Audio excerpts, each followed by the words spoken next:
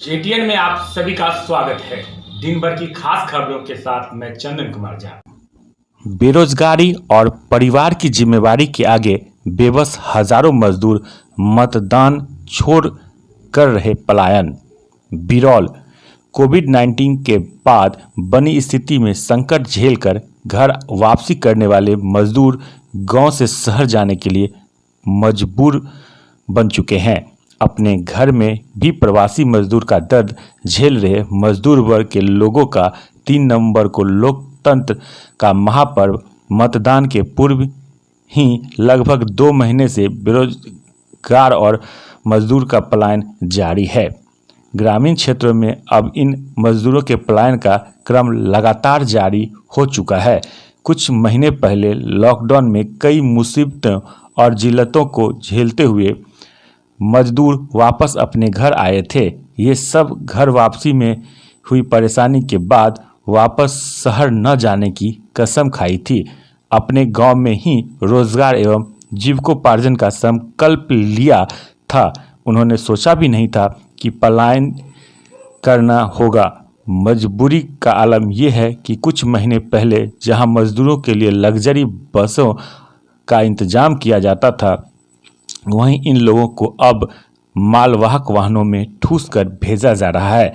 भूखमरी की स्थिति में लोग भी जाने को विवश हैं। भले ही वैश्विक महामारी को लेकर सरकार कई निर्देश जारी किए हों, लेकिन इन निर्देशों को ताक पर रखते हुए थाना से महज 200 मीटर की दूरी पर SS-17 के कोठी पुल, कॉलेज, पेट्रोल पंप सहित अन्य कई जगहों से दर्जनों बस एवं ट्रक प्रतिदिन सैकड़ों की संख्या में मजदूरों को लेकर बाहर निकलते हैं।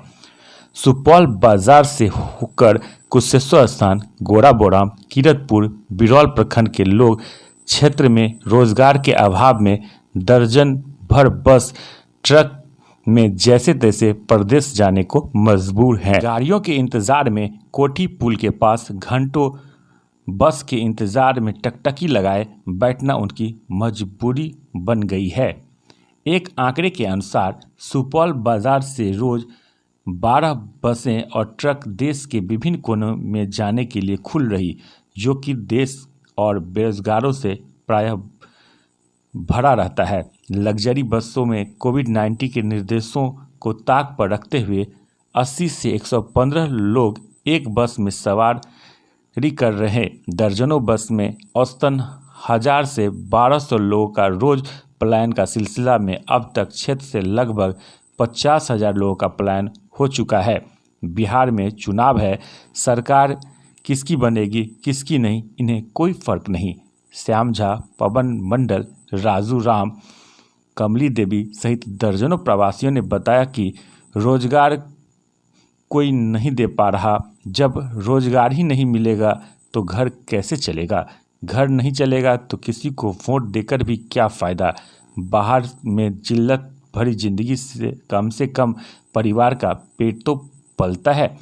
सुपौल बाजार के पेट्रोल पंप के नज़दीक खड़े ट्रक के आसपास मजदूरों की भीड़ लगी हुई थी। जानकारी लेने पर पता चला कि सभी लोग नासिक मुंबई जा रहे हैं। जानकारी के मुताबिक इस ट्रक से 65 लोगों को बाहर ले जाना था। इसके लिए प्रत्येक मजदूरों से 2500 रुपया किराया वसूल की गई थी। पेट की आग और बेरोजगारी के मार ने इन्हें कोरोना के खतरे से भी अनभिज्ञ कर दिया था। बातचीत के दौरान यह भी पता चला कि बस में मेट 4000 रुपया किराया वसूल करते हैं, इसीलिए मजदूर कम किराए के लिए ट्रकों का सहारा ले रहे हैं। एक तरफ जहां सरकार विधानसभा चुनाव में व्यस्त है, वहीं दूसरी तरफ मजदूर वर्ग के रूप में एक बड़े मतदाताओं का समूह राज्य से बाहर की ओर प्रस्थान कर रहे हैं।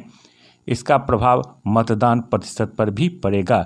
गोराबोराम विधानसभा में 2,52,000 वोटर हैं, वहीं कुशेश्वर स्थान में 2,43,000 वोटर हैं, जिनमें से मजदूर का एक बड़ा तबका पलायन कर रहा। बिरौल प्रखंड में 8400 मजदूर देश के कई शहरों से लौट के कर घर आए थे, ऐसा सीओ का कहना था। बिरौल प्रखंड के सीओ राकेश कुमार के अनुसार कोविड-19 के बीच लगभग 8400 मजदूर देश के कई शहरों से वापस घर आए थे।